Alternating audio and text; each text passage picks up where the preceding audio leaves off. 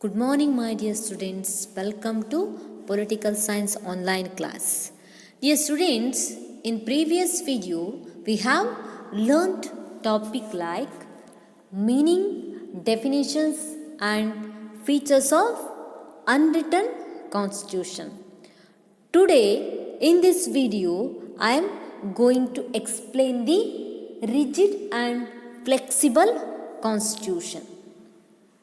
ಪ್ರಿಯ ವಿದ್ಯಾರ್ಥಿಗಳೇ, ಕಳೆದಂತಹ ಒಂದು ವಿಡಿಯೋನಲ್ಲಿ ನಾವು ಅಲಿಖಿತ ಸಂವಿಧಾನದ ಅರ್ಥ, ವ್ಯಾಖ್ಯೆ ಮತ್ತು ಅವುಗಳ ಲಕ್ಷಣದ ಕುರಿತಾಗಿ ತಿಳಿದಿದ್ದೇವೆ. ಇಂದಿನ ಅವಧಿಯಲ್ಲಿ ನಾವು ಅನಮ್ಯ ಮತ್ತು ನಮ್ಯ ಸಂವಿಧಾನದ ಕುರಿತಾಗಿ ತಿಳಿಯೋಣ. ಮೊದಲಿಗೆ ಅನಮ್ಯ ಸಂವಿಧಾನ ಏನು ಎಂದರೇನು ನಾವು ನೋಡ್ತಾ ಹೋಗೋದಾದರೆ, ಸೊ ಅನಮ್ಯ ನಮ್ಯ ಎನ್ನುವಂಥ ಪದ ಹೇಗೆ ಬಂತು? They lord Bryce was the first persons who used the term rigid and flexible constitution. In 1884, in his book Studies in History and Jurisprudence. So ಈ ನೋಡಿ, ನಮ್ಯ ಮತ್ತು ಅನಮ್ಯ ಎನ್ನುವಂಥ ಪದವನ್ನು ಮೊದಲ ಬಾರಿಗೆ ಲಾರ್ಡ್ ಬ್ರೈಸ್ ಎನ್ನುವಂಥವರು ಮೊದಲ ಬಾರಿಗೆ 1884ರಲ್ಲಿ ತಮ್ಮ ಕೃತಿಯಾದಂತಹ studies in history and jurisprudence ಎನ್ನುವಂಥ ಒಂದು ಕೃತಿಯಲ್ಲಿ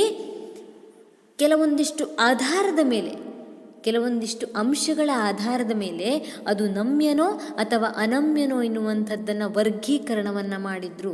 ಇಷ್ಟು ದಿ ಜುರಿಸ್ಪ್ರುಡೆನ್ಸ್ ಬುಕ್, ಇಷ್ಟು ದಿ ಲಾರ್ಡ್ ಬ್ರೈಸ್ ಎನ್ನುವಂಥವರ ಕೃತಿಯಾದಂಥ studies in history and jurisprudence ಎನ್ನುವಂಥ ಒಂದು ಕೃತಿಯಲ್ಲಿ ಅವರು ಇಷ್ಟು the base of the classifications ಅಂದರೆ ಈ ಎರಡು ಅಂಶಗಳನ್ನು ಆಧಾರವಾಗಿಟ್ಟುಕೊಂಡು ನಮ್ಯನೋ ಅಥವಾ ಅನಮ್ಯನೋ ಎನ್ನುವಂಥದ್ದನ್ನು ಸಂವಿಧಾನವನ್ನು ವಿಭಾಗ ಮಾಡಿರುವಂಥದ್ದನ್ನು ನಾವು ನೋಡ್ಬೋದು. ಹಾಗಿದ್ರೆ ಆ ಎರಡು ಅಂಶಗಳು ಯಾವುದಪ್ಪ?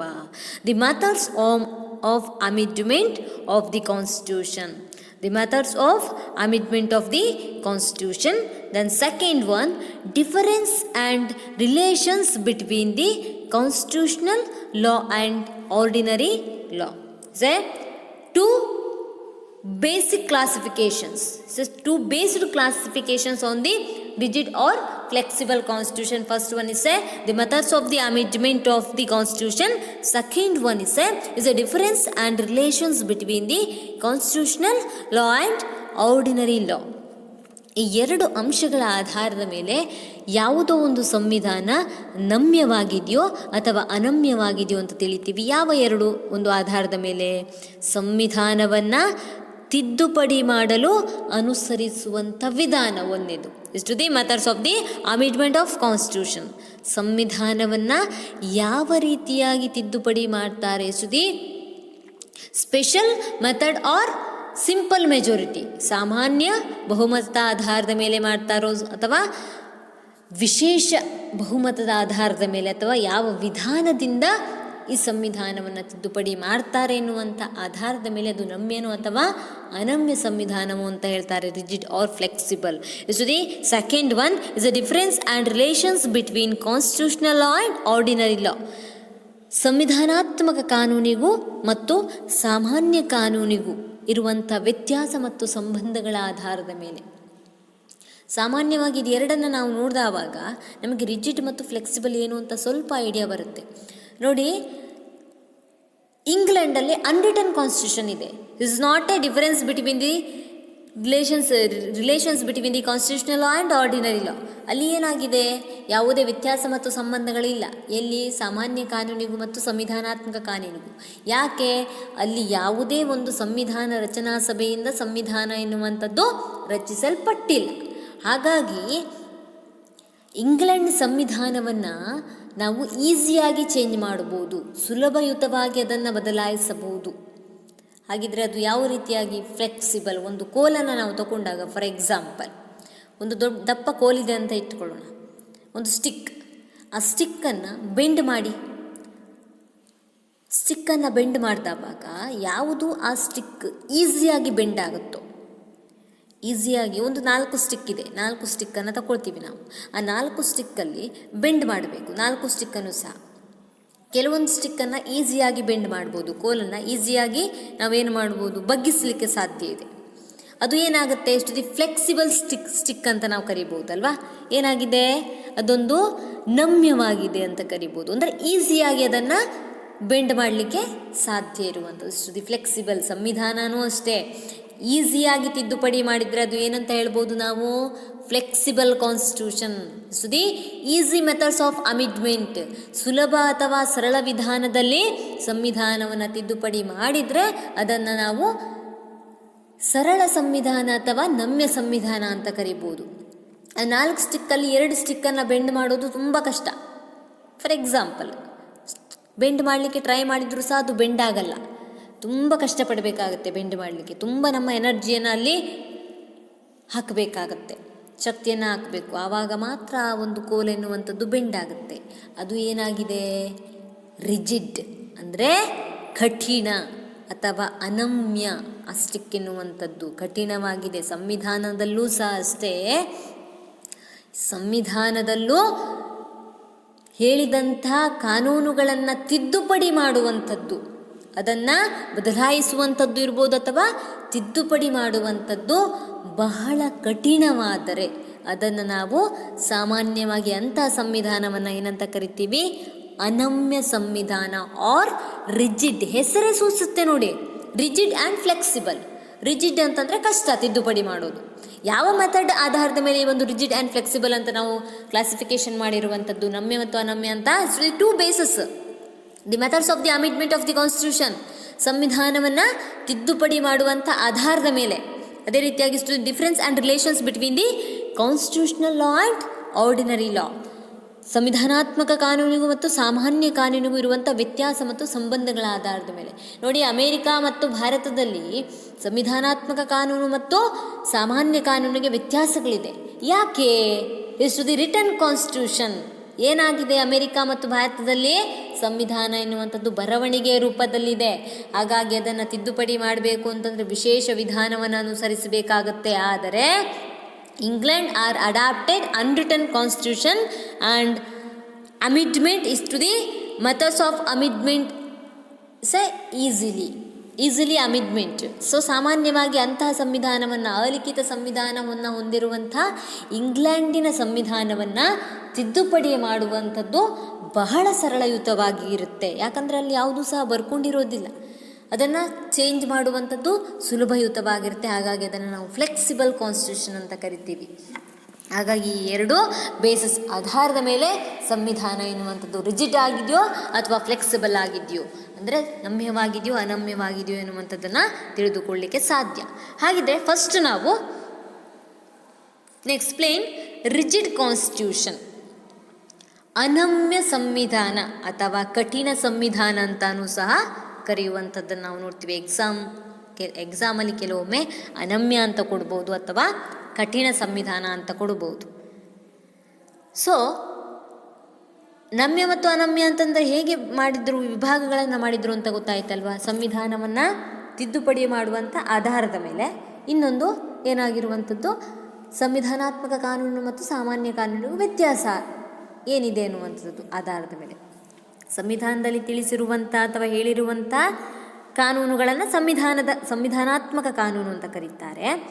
ಪಾರ್ಲಿಮೆಂಟ್ ಮಾಡಿರುವಂಥ ಕಾನೂನನ್ನು ಸಾಮಾನ್ಯವಾಗಿ ಸಾಮಾನ್ಯ ಕಾನೂನು ಅಂತ ಕರೀತಾರೆ. ಸೊ ನಾನಿನ್ನು ನಿಮಗೆ ಎಕ್ಸಾಂಪಲ್ ಕೊಟ್ಟಿದ್ದೆ, GST ಮತ್ತು ಕಾಮನ್ ಆಗಿ ಲ್ಯಾಂಡ್ ರೆವೆನ್ಯೂ ಅಂತ, ಭೂಕಂದಾಯ ಎನ್ನುವಂಥ ಸಾಮಾನ್ಯವಾಗಿ ವ್ಯತ್ಯಾಸಗಳನ್ನು ನಾವಿಲ್ಲಿ ನೋಡಲಿಕ್ಕೆ ಸಿಗುವಂಥದ್ದನ್ನು ನಾವು ಕಾಣಬಹುದು. ಸೊ ಹಾಗಿದ್ರೆ what is rigid constitution, what is meaning of rigid constitution? ಹಾಗಿದ್ರೆ ಏನಪ್ಪ ಅನನ್ಯ ಸಂವಿಧಾನ ಅಂತಂದರೆ ಏನು? A constitution which cannot be amended easily in the same way as that of passing and ordinary law is known as rigid constitution. ಹಾಗಿದ್ರೆ ಅನಮ್ಯ ಸಂವಿಧಾನ ಅಂತಂದರೆ ಒಂದು ರಾಷ್ಟ್ರದ ಸಂವಿಧಾನವನ್ನು ಸಾಮಾನ್ಯ ಶಾಸನ ಕ್ರಮದಂತೆ ತಿದ್ದುಪಡಿ ಮಾಡದೆ ವಿಶೇಷ ಕ್ರಮದಿಂದ ತಿದ್ದುಪಡಿ ಮಾಡುವುದನ್ನು ಅನಮ್ಯ ಸಂವಿಧಾನ ಅಂತ ಕರಿತೀವಿ. A constitution which cannot be amended easily in a same way as that passing and ordinary law is known as rigid constitution. ಒಂದು ರಾಷ್ಟ್ರದ ಸಂವಿಧಾನ ಅಂತ ನಾವು ಅಮೇರಿಕಾ ಮತ್ತು ಭಾರತವನ್ನೇ ಎಕ್ಸಾಂಪಲ್ ಆಗಿ ತಗೊಂಡಾಗ ನಮ್ಮ ಸಂವಿಧಾನದಲ್ಲಿ ತಿಳಿಸಿರುವಂಥ ಕಾನೂನನ್ನು ತಿದ್ದುಪಡಿ ಮಾಡಬೇಕು ಅಂತಂದರೆ ವಿಶೇಷ ಕ್ರಮವನ್ನು ಅನುಸರಿಸಬೇಕಾಗಿರುವಂಥದ್ದನ್ನು ನಾವು ನೋಡಬಹುದು. ನೋಡಿ, who is head of the nation? ರಾಷ್ಟ್ರದ ಮುಖ್ಯಸ್ಥರು ಯಾರು? ರಾಷ್ಟ್ರದ ಸಂವಿಧಾನಾತ್ಮಕವಾಗಿ ರಾಷ್ಟ್ರದ ಮುಖ್ಯಸ್ಥರು ಯಾರು? The president. ರಾಷ್ಟ್ರಪತಿ ಸೆ ಫಸ್ಟ್ ಸಿಟಿಜನ್ ಆಫ್ ಇಂಡಿಯಾ, ಭಾರತದ ಮೊದಲ ಪ್ರಜೆ ಮತ್ತು ರಾಷ್ಟ್ರದ ಮುಖ್ಯಸ್ಥ, ಸಂವಿಧಾನಾತ್ಮಕ ಮುಖ್ಯಸ್ಥ ಯಾರಾಗಿರ್ತಾರೆ? ರಾಷ್ಟ್ರಪತಿಯಾಗಿರ್ತಾರೆ. ಈ ಹುದ್ದೆನೇ ಬೇಡ ಅಂತ ಗೌರ್ಮೆಂಟಿಗೆ ಅನಿಸ್ತು. ಸುಮ್ಮನೆ ಅದೊಂದು ಕಾಟಾಚಾರಕ್ಕೆ ಇರುವಂಥದ್ದು ಅಂತ ಅನಿಸ್ತು. ಬಟ್ ಇದು ಶ್ರೇಷ್ಠವಾದಂಥ ಹುದ್ದೆ. ನಾನು ಎಕ್ಸಾಂಪಲಿಗೆ ಹೇಳ್ತಾ ಇದ್ದಿದ್ದು ಅಷ್ಟೇ. ಆ ರಾಷ್ಟ್ರಪತಿ ಹುದ್ದೆನೇ ಬೇಡ ಅಂತ ಅನಿಸ್ತು ಅಂತ ಇಟ್ಕೊಳ್ಳೋಣ. ಆಗ ಆ ಒಂದು ಹುದ್ದೆಯನ್ನು ತೆಗಿಬೇಕು ಅಂತಿದ್ರೆ, ಆ ಒಂದು ರಾಷ್ಟ್ರಪತಿ ಪೋಸ್ಟನ್ನು ತೆಗೆದುಹಾಕಬೇಕು, ರಾಷ್ಟ್ರಕ್ಕೆ ರಾಷ್ಟ್ರಪತಿ ಬೇಡ, ಕೇವಲ ಪ್ರಧಾನಮಂತ್ರಿ ಸಾಕು ಅಂತ ಏನಾದರೂ ಅನಿಸಿ ಅದನ್ನು ಬದಲು ಮಾಡಬೇಕು ಅಥವಾ ಚೇಂಜ್ ಮಾಡಬೇಕು. ಎಲ್ಲಿ ಚೇಂಜ್ ಮಾಡಬೇಕು? ರಾಷ್ಟ್ರಪತಿ ಇರಬೇಕು ಅಂತ ಎಲ್ಲಿ ತಿಳಿಸಿದ್ದಾರೆ? ಸಂವಿಧಾನದಲ್ಲಿ ಹೇಳಿದೆ. ಭಾರತಕ್ಕೆ ಒಬ್ಬ ರಾಷ್ಟ್ರಪತಿ ಇರಲೇಬೇಕು, ಅವನು ರಾಷ್ಟ್ರದ ಮುಖ್ಯಸ್ಥನಾಗಿರಬೇಕು ಅಂತ ಸಂವಿಧಾನದಲ್ಲಿ ಹೇಳಿದ್ದಾರೆ. ಅದಕ್ಕೋಸ್ಕರವಾಗಿಯೇ ಸಂವಿಧಾನ ಹೇಳಿರುವಂತೆ ರಾಷ್ಟ್ರಪತಿ ಎನ್ನುವಂಥವರು ನೇಮಕ ಆಗ್ತಾರೆ. ರಾಷ್ಟ್ರಪತಿ ಬೇಡ ಅಂತ ಯೋಚನೆ ಮಾಡ್ತಾರೆ. ಆವಾಗ ಪಾರ್ಲಿಮೆಂಟು ಸ್ಪೆಷಲ್ ಮೆಜಾರಿಟಿಯಲ್ಲಿ ಪಾಸ್ ಆಗಬೇಕು. ಪಾರ್ಲಿಮೆಂಟಲ್ಲಿ ಮೇಲ್ಮನೆ ಮತ್ತು ಕೆಳಮನೆ ವಿಶೇಷ ಬಹುಮತದೊಟ್ಟಿಗೆ 3/4 ಮೆಜಾರಿಟಿ, 3/4 ಬಹುಮತದ ಆಧಾರದ ಮೇಲೆ ಪಾರ್ಲಿಮೆಂಟಿನ ಎರಡೂ ಸದನ, ಮೇಲ್ಮನೆ ಮತ್ತು ಕೆಳಮನೆಯವರು ಒಪ್ಪಿಕೊಳ್ಬೇಕು. ಇಷ್ಟು ಸಿಕ್ಕರೆ ಆಗಿಲ್ಲ. ಮತ್ತೆ ಯಾರ ಒಪ್ಪಿಗೆ ಬೇಕಾಗಿರುತ್ತೆ? ಭಾರತದಲ್ಲಿ ಎಷ್ಟು ರಾಜ್ಯಗಳಿದೆ ನೋಡಿ, ಸ್ಟೇಟ್. 28 ಸ್ಟೇಟ್, ಒಟ್ಟು 28 ರಾಜ್ಯಗಳನ್ನು ನಾವು ಭಾರತದಲ್ಲಿ ಕಾಣ್ತೀವಿ. ಇದರಲ್ಲಿ ಅರ್ಧದಷ್ಟು ರಾಜ್ಯಗಳು ಎನ್ನುವಂಥದ್ದು, ಅರ್ಧಕ್ಕಿಂತ ಒಂದು ಹೆಚ್ಚು ರಾಷ್ಟ್ರ, ರಾಷ್ಟ್ರ ಅಲ್ಲ, ರಾಜ್ಯ. ಅರ್ಧಕ್ಕಿಂತ ಹೆಚ್ಚು ರಾಜ್ಯಗಳು ಎನ್ನುವಂಥವರು ಒಪ್ಪಿಗೆಯನ್ನು ಸೂಚಿಸಬೇಕು. ಎಷ್ಟು ದಿ ಲಾಂಗ್ ಪ್ರೊಸೆಸ್. ಇದು ಕಡಿಮೆ ಅವಧಿ ಸಾಕಾಗಲ್ಲ, ಇದಕ್ಕೆ ತುಂಬ ಲಾಂಗ್ ಪ್ರೊಸೆಸ್ ಇದೆ. ಅರ್ಧಕ್ಕಿಂತ ಹೆಚ್ಚು ರಾಜ್ಯಗಳು ಒಪ್ಪಿಗೆಯನ್ನು ಸೂಚಿಸಬೇಕಾಗತ್ತೆ. ಅದು ತುಂಬ ಕಠಿಣ ವಿಧಾನ ಆಗಿರುತ್ತೆ. ಕೆಲವೊಮ್ಮೆ ಅದು ಪಾಸಾಗ್ಬೋದು, ಇನ್ನೂ ಕೆಲವೊಮ್ಮೆ ಪಾಸಾಗದೇನೂ ಇರ್ಬೋದು. ಆ ರಾಷ್ಟ್ರಪತಿ ಹುದ್ದೆ ಬೇಕು ಅಂತಾನೆ ಹೇಳ್ಬೋದು. ಅರ್ಧಕ್ಕಿಂತ ಹೆಚ್ಚಿ 1-2 ಕಡಿಮೆ ಆದರೂ ಸಹಿತವಾಗಿ ಏನಾಗಲ್ಲ, ಆ ಒಂದು ಬಿಲ್ ಎನ್ನುವಂಥದ್ದು ಪಾಸಾಗಲ್ಲ. ಆ ಸಂವಿಧಾನಕ್ಕೆ ತಿದ್ದುಪಡಿಯನ್ನು ಮಾಡಲಿಕ್ಕೆ ಸಾಧ್ಯ ಆಗಲ್ಲ. ಹಾಗಾಗಿ ಈ ಕಠಿಣ ವಿಧಾನವನ್ನು ಅನುಸರಿಸುವಂಥದ್ದು. ಅದೇ ಇಂಗ್ಲೆಂಡ್ನಲ್ಲಿ ನೋಡಿ, ಇಂಗ್ಲೆಂಡಲ್ಲೂ ಸಹ ಇರ್ತಾರೆ ಅಲ್ವಾ ಹೆಡ್ ಆಫ್ ದಿ ಸ್ಟೇಟ್, ರಾಷ್ಟ್ರದ ಮುಖ್ಯಸ್ಥರು ಸಹ ಇಂಗ್ಲೆಂಡಲ್ಲೂ ಸಹ ಇರ್ತಾರೆ. ಬಟ್ ಇಂಗ್ಲೆಂಡಲ್ಲಿರುವಂಥ ರಾಷ್ಟ್ರದ ಮುಖ್ಯಸ್ಥನನ್ನು ತೆಗೆದುಹಾಕುವಂಥದ್ದು ಈಸಿ. ಯಾಕೆ? ಅಲ್ಲಿ ಏನೂ ಸಹ ಬರೆದುಕೊಂಡಿಲ್ಲ. ಇಟ್ಸ್ ಅ ಸ್ಪೆಷಲ್ ಒಂದು ಮೆಜಾರಿಟಿ ಎನ್ನುವಂಥದ್ದು ಬೇಕಾಗ್ಬೋದು. ಆದರೆ ಅರ್ಧಕ್ಕಿಂತ ಹೆಚ್ಚು ರಾಜ್ಯಗಳ ಒಪ್ಪಿಗೆ ಎನ್ನುವಂಥದ್ದು ಅಲ್ಲಿ ಬೇಡ. ಕೇವಲ ಪಾರ್ಲಿಮೆಂಟ್ ಒಪ್ಪಿದ್ರೆ ಅಲ್ಲಿಯ ಒಂದು ಹೆಡ್ ಆಫ್ ದಿ ಸ್ಟೇಟನ್ನು, ರಾಷ್ಟ್ರದ ಮುಖ್ಯಸ್ಥನನ್ನು, ಆ ಒಂದು ಹುದ್ದೆಯನ್ನು ತೆಗೆದುಹಾಕಲಿಕ್ಕೆ ಅವಕಾಶ ಇರುವಂಥದ್ದು. ಅದೇ ರೀತಿಯಾಗಿ ಒಂದು ರಾಷ್ಟ್ರದ ಸಂವಿಧಾನವನ್ನು ಸಾಮಾನ್ಯ ಶಾಸನ ಕ್ರಮದಂತೆ ತಿದ್ದುಪಡಿ ಮಾಡದೆ ವಿಶೇಷ ಕ್ರಮದಿಂದ ತಿದ್ದುಪಡಿ ಮಾಡಿದರೆ ಅದನ್ನು ಅನಮ್ಯ ಸಂವಿಧಾನ ಅಂತ ಕರೆದಿರುವಂಥದ್ದನ್ನು ನಾವು ನೋಡ್ಬೋದಾಗಿದೆ. In this types special methods for amendment is adapted. distinctions between the constitutional law and ordinary law.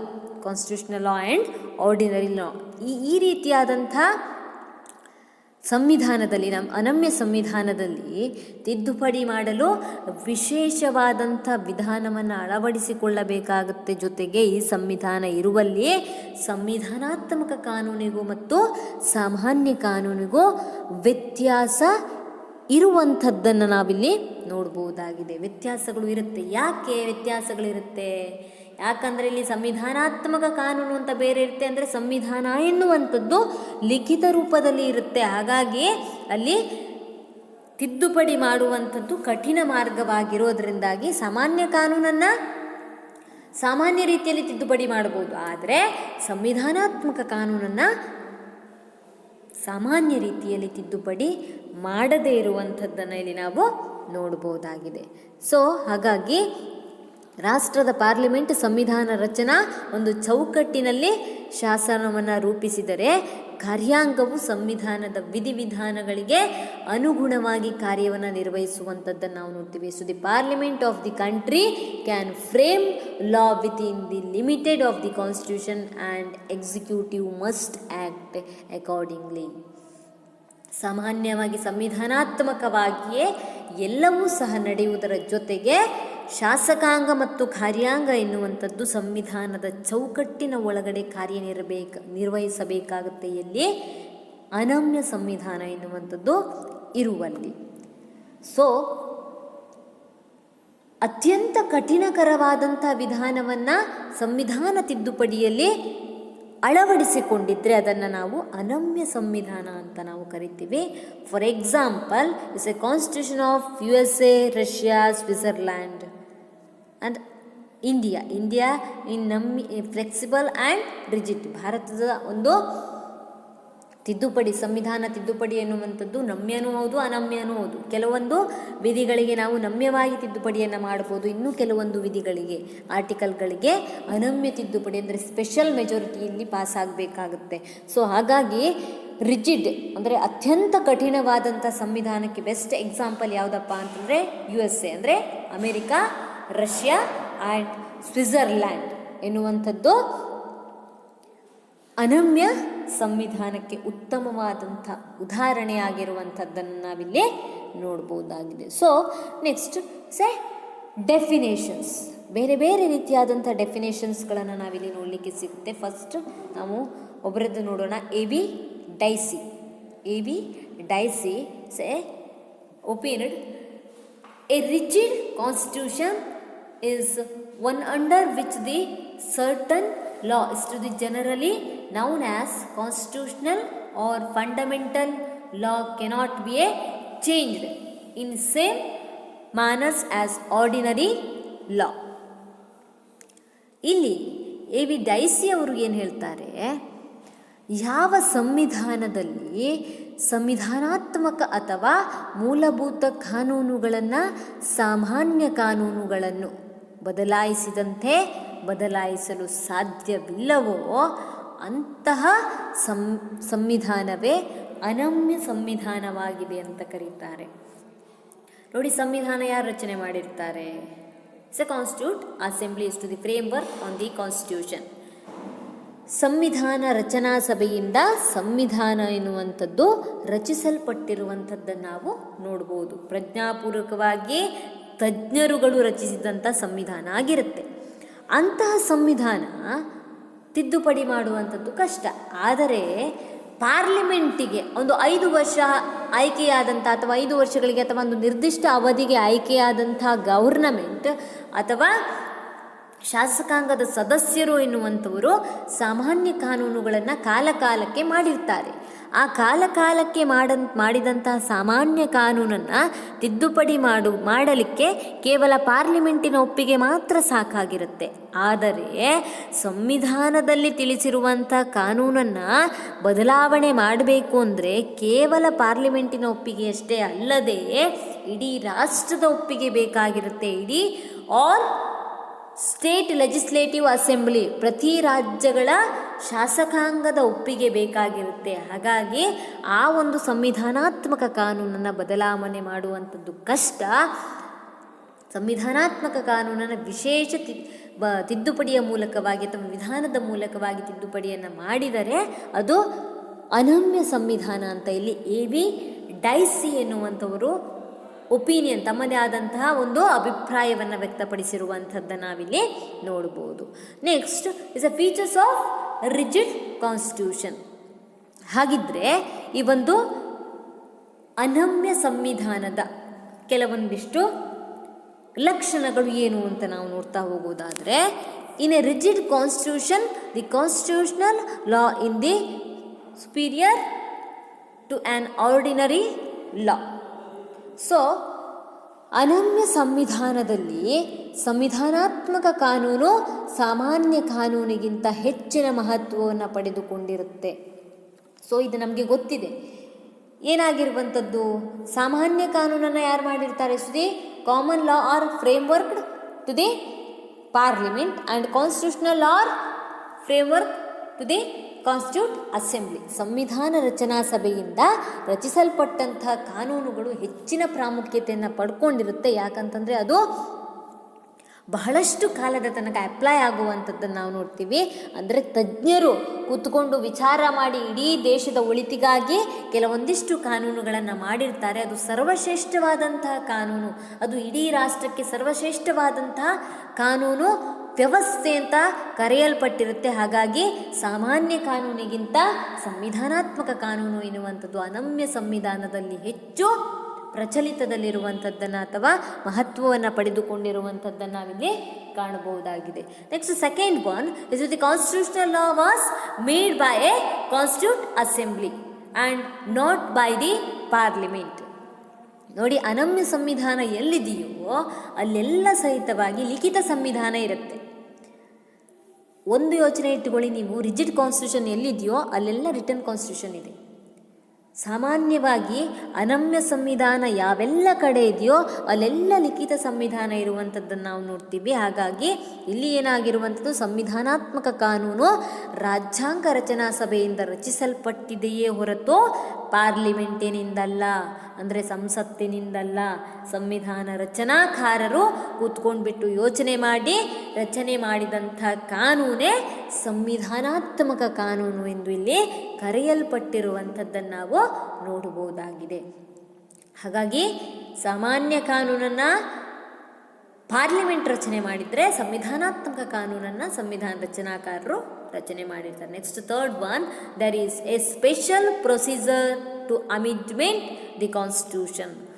ಈ ರೀತಿಯಾದಂಥ ಸಂವಿಧಾನದಲ್ಲಿ ಸಂವಿಧಾನವನ್ನು ತಿದ್ದುಪಡಿ ಮಾಡಲು ವಿಶೇಷ ವಿಧಾನವನ್ನು ಅನುಸರಿಸಬೇಕಾಗಿರುತ್ತೆ.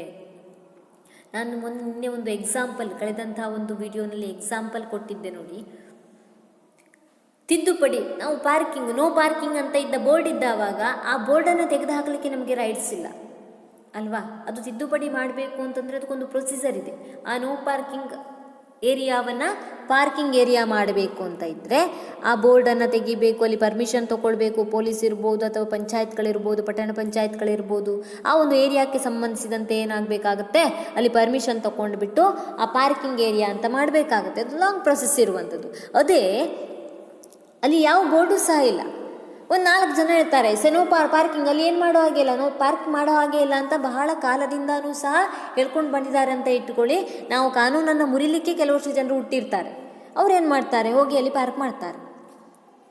ಆವಾಗ ಅವರನ್ನು ಕ್ವಶನ್ ಮಾಡಿದರೆ ಅವನನ್ನು ನೋಡಿ ಅವನು ಕೇರ್ ಮಾಡೋದಿಲ್ಲ, ನಾನು ಇಲ್ಲೇ ಪಾರ್ಕ್ ಮಾಡ್ತೀನಿ ಅಂತ ಹೇಳ್ತಾನೆ. ಅವನನ್ನು ನೋಡಿ 10 ಜನ ತಗೊಂಡೋಗಿ ಮತ್ತೆ ಬೈಕು ಕಾರನ್ನು ಅಲ್ಲೇ ಪಾರ್ಕ್ ಮಾಡ್ತಾರೆ. ಆಗ ನೋ ಪಾರ್ಕಿಂಗ್ ಎನ್ನುವಂಥ ಒಂದು ಹೆಸರೇ ಇಲ್ಲ ಅಲ್ಲಿ, ಅಂದರೆ ಅಲ್ಲಿ ಬೋರ್ಡ್ ಇರಲಿಲ್ಲಲ್ಲ. ಆವಾಗ ಪಾರ್ಕಿಂಗ್ ಏರಿಯಾ ಅಂತ ಆಗಿಬಿಡುತ್ತೆ. ಬೋರ್ಡ್ ಇದ್ದರೆ ಅದನ್ನು ತೆಗಿಬೇಕು ಅಂತಂದರೆ ರಾಂಗ್ ಪ್ರೊಸೆಸ್ ಇರುತ್ತೆ. ಇಲ್ಲೂ ಸಹ ಅಷ್ಟೇ, ಅನಮ್ಯ ಸಂವಿಧಾನ ಇರುವಲ್ಲಿ ಆಲ್ಮೋಸ್ಟ್ ಎಲ್ಲ ಕಡೆಯೂ ಸಹ ಲಿಖಿತ ಸಂವಿಧಾನ ಇರುತ್ತೆ. ಆ ಲಿಖಿತ ಸಂವಿಧಾನವನ್ನು ತಿದ್ದುಪಡಿ ಮಾಡುವಂಥದ್ದು ಅತ್ಯಂತ ಕಠಿಣಕರವಾಗಿರುವಂಥದ್ದನ್ನು ನಾವು ನೋಡ್ಬೋದಾಗಿದೆ. Next, the powers of the government are defined and limited by the constitution. ಏನಾಗಿರುವಂಥದ್ದು, ಇಂತಹ ಒಂದು ಅನಮ್ಯ ಸಂವಿಧಾನದಲ್ಲಿ ಸರ್ಕಾರದ ಅಧಿಕಾರಗಳು ಸ್ಪಷ್ಟವಾಗಿ ನಿರೂಪಿಸಲ್ಪಟ್ಟಿರುವಂಥದ್ದನ್ನು ನಾವು ನೋಡ್ತೀವಿ. ರೂಪಿಸಲ್ಪಟ್ಟು ಸಂವಿಧಾನದ ಒಂದು ಮಿತಿಯ ಒಳಗಡೆ ಕಾರ್ಯವನ್ನು ನಿರ್ವಹಿಸಬೇಕು. ಸರ್ಕಾರಗಳು ಬೇಕಾಬಿಟ್ಟಿಯಾಗಿ ಕೆಲಸ ಮಾಡುವಂಥದ್ದಲ್ಲ. ಮನಸ್ಸಿಗೆ ಬಂದ ತಮ್ಮ ಇಚ್ಛೆಗೆ ಬಂದಂತೆ ಕಾನೂನುಗಳನ್ನು ಮಾಡಲಿಕ್ಕೆ ಸಾಧ್ಯ ಇಲ್ಲ. ಅವರು ಹೇಗೆ ಕಾನೂನುಗಳನ್ನು ಮಾಡಬೇಕು? ಒಂದು ಸಂವಿಧಾನದ ಚೌಕಟ್ಟಿನ ಒಳಗಡೆ ಕಾರ್ಯವನ್ನು ನಿರ್ವಹಿಸಬೇಕಾಗಿರುತ್ತೆ. ಈಗ ಯಾವುದೋ ಒಂದು ಜಾತಿ, ಧರ್ಮ, ಜನಾಂಗ ಆಧಾರದ ಮೇಲೆ ಅವರ ಹಿತಾಸಕ್ತಿಗಷ್ಟೇ ಸರ್ಕಾರಗಳು ಏನು ಮಾಡಲಿಕ್ಕೆ ಸಾಧ್ಯ ಇಲ್ಲ, ಕಾನೂನುಗಳನ್ನು ಮಾಡಲಿಕ್ಕೆ ಸಾಧ್ಯ ಇಲ್ಲ. ಯಾಕೆ? ಸಂವಿಧಾನದಲ್ಲಿ ಹೇಳಿರ್ತಾರೆ ಎಲ್ಲರನ್ನ ಈಕ್ವಲ್ ಆಗಿ ಕಾಣಬೇಕು, ಜಾತಿ, ಧರ್ಮ, ಜನಾಂಗ ಎನ್ನುವಂಥ ಭೇದ ಭಾವವನ್ನು ಮಾಡಬಾರ್ದು ಅಂತ ಹೇಳಿರ್ತಾರೆ. ಹಾಗಾಗಿ ಎಲ್ಲ ರಾಷ್ಟ್ರದ ಎಲ್ಲ ಜನರನ್ನು ಈಕ್ವಲ್ ಆಗಿ ಟ್ರೀಟ್ ಮಾಡಿ ಅವರ ಹಿತಾಸಕ್ತಿಯನ್ನು ಕಾಪಾಡಿಕೊಂಡು ಹೋಗಬೇಕಾಗತ್ತೆ. ಹಾಗಾಗಿ ಕೇವಲ ಒಂದು ಧರ್ಮ, ಜಾತಿಯವರ ಹಿತಾಸಕ್ತಿಗೋಸ್ಕರ ಕಾನೂನನ್ನು ಮಾಡಲಿಕ್ಕೆ ಸಾಧ್ಯ ಇರೋದಿಲ್ಲ ಸರ್ಕಾರ ಎನ್ನುವಂಥದ್ದು. ಅದಕ್ಕೋಸ್ಕರ ಸರ್ಕಾರ ಎನ್ನುವಂಥದ್ದು ಸಂವಿಧಾನದ ಚೌಕಟ್ಟಿನ ಒಳಗಡೆ ಕಾರ್ಯವನ್ನು ನಿರ್ವಹಿಸಬೇಕಾಗಿರುವಂಥದ್ದನ್ನು ಇಲ್ಲಿ ನಾವು ನೋಡ್ಬೋದಾಗಿದೆ. Next, judiciary interpret the law made by the parliament. ಇಲ್ಲಿ ಪಾರ್ಲಿಮೆಂಟ್ ರೂಪಿಸಿದಂಥ ಎಲ್ಲ ಶಾಸನಗಳು ನ್ಯಾಯಿಕ ವಿಮರ್ಶೆಗೆ ಒಳಪಡಿಸಲ್ಪಡುವಂಥ ಸಾಧ್ಯತೆ ಇರುತ್ತೆ. ಅಂದರೆ ನ್ಯಾಯಾಂಗವು ಸಂವಿಧಾನವನ್ನು ರಕ್ಷಣೆಯನ್ನು ಮಾಡುವಂಥದ್ದನ್ನು ಇಲ್ಲಿ ನಾವು ಸಾಮಾನ್ಯವಾಗಿ ನೋಡಲಿಕ್ಕೆ ಸಿಗುವಂಥದ್ದನ್ನು ಕಾಣ್ತೀವಿ. ನೋಡಿ, ಸಂವಿಧಾನದ ಚೌಕಟ್ಟಿನ ಒಳಗಡೆ ಕಾನೂನುಗಳು ಎನ್ನುವಂಥದ್ದು ಮಾಡಬೇಕಾಗುತ್ತೆ. ಜೊತೆಗೆ ನ್ಯಾಯಿಕ ವಿಮರ್ಶಾಧಿಕಾರ ಎನ್ನುವಂಥದ್ದು ಇದೆ. ಈಗ ಒಂದೊಮ್ಮೆ ಒಂದು ಸರ್ಕಾರ ಎನ್ನುವಂಥದ್ದು ಒಂದು ಧರ್ಮಕ್ಕೆ ಸೇರಲಿಕ್ಕೆ ಹೆಚ್ಚಿನ ಮಹತ್ವವನ್ನು ಕೊಟ್ಟಿದ್ರು ಅಂತ ಇಟ್ಟುಕೊಳ್ಳೋಣ ಆಗ, ಅಥವಾ ಒಂದು ಧರ್ಮದ ವಿರುದ್ಧವಾಗಿಯೇ ಒಂದು ಕಾನೂನನ್ನು ರಚನೆ ಮಾಡಿದರು ಅಂತ ಇಟ್ಕೊಳ್ಳಿ. ಅವರ ಒಂದು ದೈವಿಕ ಭಾವನೆಗಳಿರ್ಬೋದು ಅಥವಾ ಇನ್ಯಾವುದೋ ಭಾವನೆಗಳಿಗೆ ಚ್ಯುತಿ ಬರುವಂತಹ ಕಾನೂನುಗಳನ್ನು ಜಾರಿಗೆ ತಂದಿದ್ದಾರೆ ಅಂತ ಇಟ್ಕೊಳ್ಳಿ. ಆ ಕಾನೂನಿನ ವಿರುದ್ಧವಾಗಿ, ಅಂದರೆ ಯಾರು ಆ ಕಾನೂನು ಮಾಡಿದ್ದು? ಪಾರ್ಲಿಮೆಂಟ್. ಆ ಕಾನೂನಿನ ವಿರುದ್ಧವಾಗಿ ಕೋರ್ಟಿಲ್ಲಿ ಕೇಸ್ ಹಾಕಲಿಕ್ಕೆ, PIL ಅನ್ನು ಹಾಕಲಿಕ್ಕೂ ಸಹ ಅವಕಾಶ ಇರುವಂಥದ್ದನ್ನು ನಾವು ನೋಡ್ಬೋದಾಗಿದೆ. ಸೊ ಸಂವಿಧಾನಾತ್ಮಕವಾಗಿಯೇ ಇತರ ಕಾನೂನುಗಳು ಬರಬೇಕು ಅಂತ ಇರುತ್ತೆ. ಕಾರ್ಯಾಂಗವೂ ಸಹ ಅದೇ ರೀತಿಯಾಗಿ ಹೇಳುತ್ತೆ. ಒಂದೊಮ್ಮೆ ಸರ್ಕಾರ ಅಥವಾ ಪಾರ್ಲಿಮೆಂಟ್ ಎನ್ನುವಂಥದ್ದು ಸಂವಿಧಾನದ ಚೌಕಟ್ಟಿನ ಹೊರಗಡೆ ಕಾನೂನು ಮಾಡಿತು ಅಂತಾದರೆ ಅದನ್ನು ತೆಗೆದುಹಾಕುವಂಥ ಅಥವಾ ನ್ಯಾಯಿಕ ವಿಮರ್ಶೆಯನ್ನು ಮಾಡುವಂಥ ಅಧಿಕಾರ ಎನ್ನುವಂಥದ್ದು ನ್ಯಾಯಾಂಗಕ್ಕೆ ಇರುವಂಥದ್ದನ್ನು ನಾವಿಲ್ಲಿ ನೋಡ್ಬೋದಾಗಿದೆ. ಹಾಗಾಗಿ ಎಲ್ಲಿ ಲಿಖಿತ ಸಂವಿಧಾನ ಇದೆಯೋ ಅಲ್ಲಿ ಅನಮ್ಯ ಸಂವಿಧಾನ ಇರುತ್ತೆ. ಯಾಕಂದರೆ ಲಿಖಿತ ಸಂವಿಧಾನವನ್ನು ತಿದ್ದುಪಡಿ ಮಾಡುವಂಥದ್ದು ಬಹಳ ಕಠಿಣಕರವಾಗಿರುತ್ತೆ. ಹಾಗಾಗಿ ಅನಮ್ಯ ಸಂವಿಧಾನವನ್ನು ಸಹ ತಿದ್ದುಪಡಿಯನ್ನು ಮಾಡುವಂಥದ್ದು ಕಠಿಣಕರವಾಗಿರುವಂಥದ್ದನ್ನು ನಾವು ನೋಡ್ತೀವಿ. ಇವಿಷ್ಟು ಫ್ಲೆಕ್ಸಿಬಲ್ ಕಾನ್ಸ್ಟಿಟ್ಯೂಷನ್ನ ಫೀಚರ್ಸ್. ಸೊ ಇಂದಿನ ಒಂದು ಅವಧಿಯಲ್ಲಿ ನಾವೇನು ತಿಳ್ಕೊಂಡ್ವಿ? Rigid constitution or flexible constitution is to the based, ಯಾವ ಬೇಸಿಸ್ ಮೇಲೆ ಅದನ್ನು ರಿಜಿಡ್ ಆರ್ ಫ್ಲೆಕ್ಸಿಬಲ್ ಅಂತ ಕರಿತೀವಿ ಅಂತ ತಿಳ್ಕೊಂಡ್ವಿ. ಜೊತೆಗೆ rigid constitution meaning, definitions and features, ಅನಮ್ಯ ಸಂವಿಧಾನದ ಅರ್ಥ, ವ್ಯಾಖ್ಯೆ ಮತ್ತು ಅದರ ಗುಣಲಕ್ಷಣಗಳ ಕುರಿತಾಗಿ ತಿಳಿದುಕೊಂಡ್ವಿ. So the next hour will discuss about inflexible constitution. ಮುಂದಿನ ಒಂದು ಅವಧಿಯಲ್ಲಿ ನಾವು ನಮ್ಯ ಸಂವಿಧಾನದ ಕುರಿತಾಗಿ ತಿಳಿದುಕೊಳ್ಳೋಣ. Thank you.